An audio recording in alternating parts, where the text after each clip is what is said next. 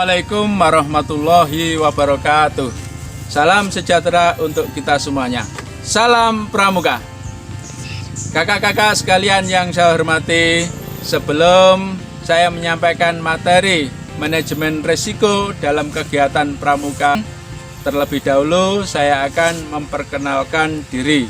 Nama saya Imam Wahyu Widayat dari Wonosalam. Pekerjaan sehari-hari sebagai guru di SMK Negeri Wonosalam.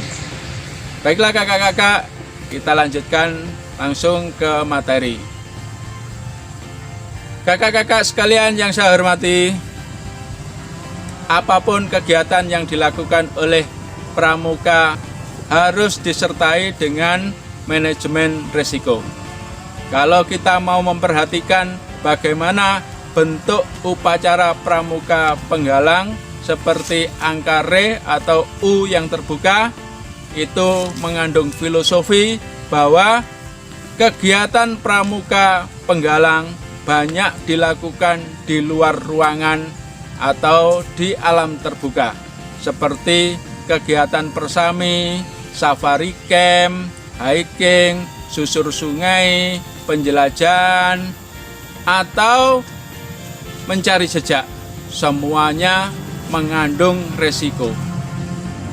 Pada dasarnya, sifat dari pramuka penggalang itu yang selalu lincah bergerak, selalu ingin tahu, selalu ingin mencoba-coba, ingin berpetualang, tidak mengenal rintangan. Seperti lagu yang mereka nyanyikan. Seperti ini kakak-kakak. Pramuka tak kenal rintangan, meski jalan penuh halangan, kan hilang di dalam hati yang riang. Pramuka tak kenal rintangan, pramuka tak kenal rintangan, meski jalan penuh halangan, kan hilang di dalam hati yang riang. Pramuka tak kenal rintangan.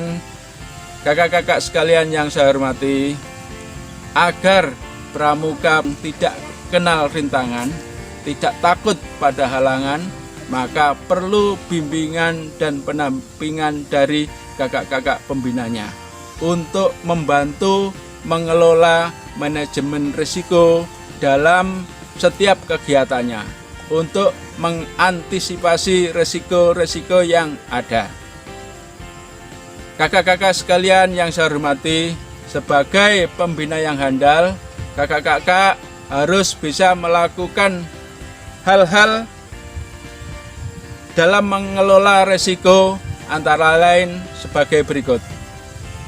Yang pertama adalah menetapkan konteksnya. Misalnya, kalau kita akan melakukan kegiatan persami, maka pasti itu akan melibatkan banyak personil agar kegiatan tersebut bisa sukses seperti yang kita inginkan.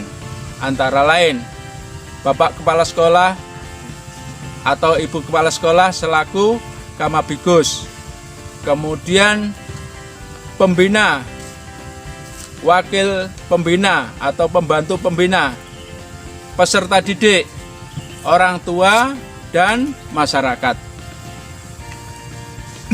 Semua harus kita pahami fungsi dan tugas masing-masing agar bisa mensukseskan kegiatan kita. Misalnya kalau kepala sekolah selaku Kamabigus, maka beliau itu yang mensupport kegiatan kita baik material maupun finansial. Kemudian pembina harus disesuaikan dengan rasionya. Dalam satu pasukan penggalang itu harus ada minimal 1 orang pembina ditambah dengan 2 orang pembantu pembina.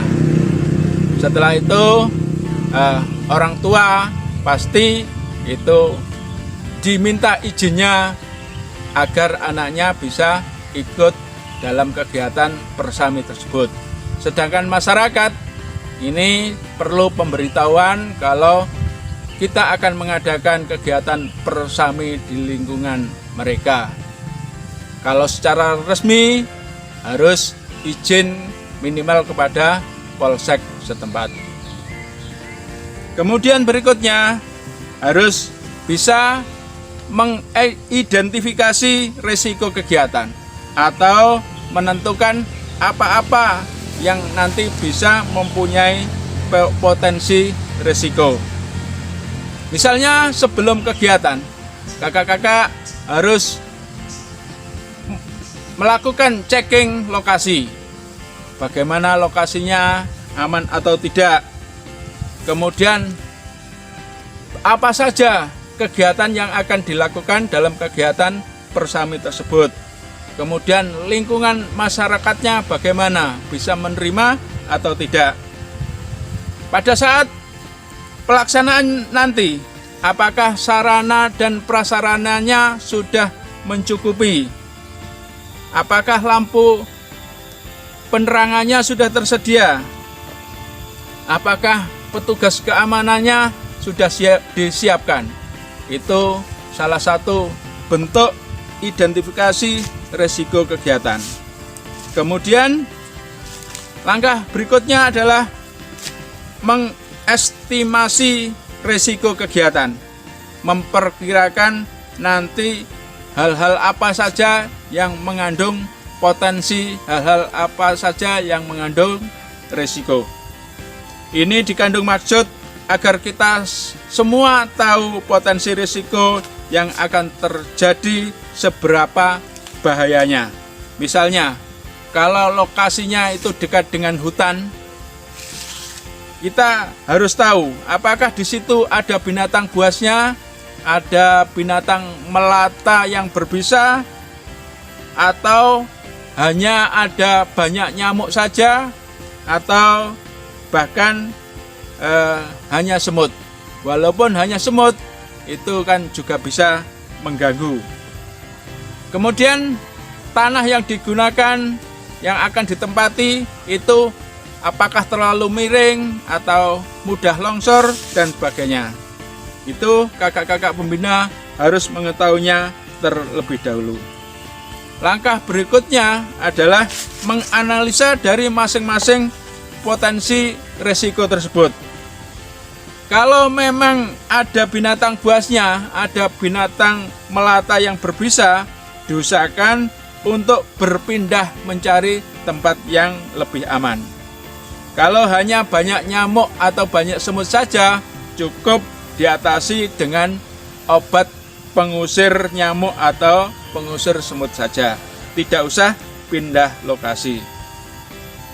Semua pembina harus bisa mengidentifikasi, mengestimasi, dan menganalisa risiko kegiatan dengan tepat agar kegiatan tersebut bisa berjalan dengan baik. Kakak-kakak sekalian yang saya hormati, semua kegiatan yang telah kita laksanakan, yang telah kita identifikasi, telah kita estimasi, telah kita analisa, kemudian kita evaluasi. Mana saja kejadian-kejadian yang perlu penanganan lebih atau perlu perhatian lebih terhadap risiko yang terjadi. Kalau kejadian tersebut banyak mengganggu kegiatan, maka hasil analisa risiko kita akan kita jadikan rekomendasi pada kegiatan-kegiatan persami berikutnya. Kalau kita melihat banyaknya kasus yang terjadi dari kegiatan yang telah kita lakukan dengan menerapkan manajemen risiko, tapi tetap saja terjadi kegiatan atau kejadian-kejadian yang tidak diinginkan, terkadang penyebabnya karena adanya egoisme dari pembina. Misalnya, ketika akan melakukan kegiatan susur sungai, masyarakat sudah mengingatkan, Kak, jangan dilakukan terlebih dahulu, karena di atas itu mendungnya tebal. Khawatir nanti sewaktu-waktu hujan lebat, sungainya meluap dan bisa menyebabkan banjir. Adik-adik itu ditakutkan bisa tenggelam atau hanyut karena arus sungai yang deras. Tapi kakak pembinanya membantahnya, wah ini sudah sering kami lakukan, tidak apa-apa. Itu menunjukkan egoisme dari pembina. Ternyata benar, setelah terjadi kejadian itu, maka barulah harusnya kita melaksanakan saran dari masyarakat tersebut. Nah, inilah yang harus dan wajib dilakukan oleh pembina. Bila akan mengadakan suatu kegiatan, harus melakukan penelitian terlebih dahulu. Minimal sudah dilihat lokasinya.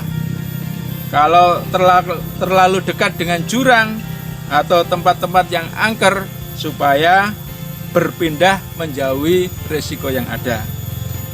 Kakak-kakak pembina yang budiman, manajemen risiko adalah sesuatu yang harus dan wajib dilakukan oleh pembina manakala akan melakukan suatu kegiatan. Apabila manajemen risiko tidak diterapkan dengan baik, kadang-kadang kita terlena sehingga terjadi keadaan yang tidak kita inginkan. Akhirnya kegiatan itu tidak bisa berjalan dengan baik, mencemarkan nama baik pramuka. Pesan kakak, apapun kegiatan yang akan dilakukan, baik itu safari camp, hiking, penjelajahan, susur sungai, apalagi kegiatan perkemahan yang ingin mencari suasana baru, harus diantisipasi resiko yang ada. Demikian kakak-kakak pembina yang budiman, semoga bermanfaat. Atas kurang lebihnya saya mohon maaf. Akhirul kalam. Wassalamualaikum warahmatullahi wabarakatuh. Salam pramuka.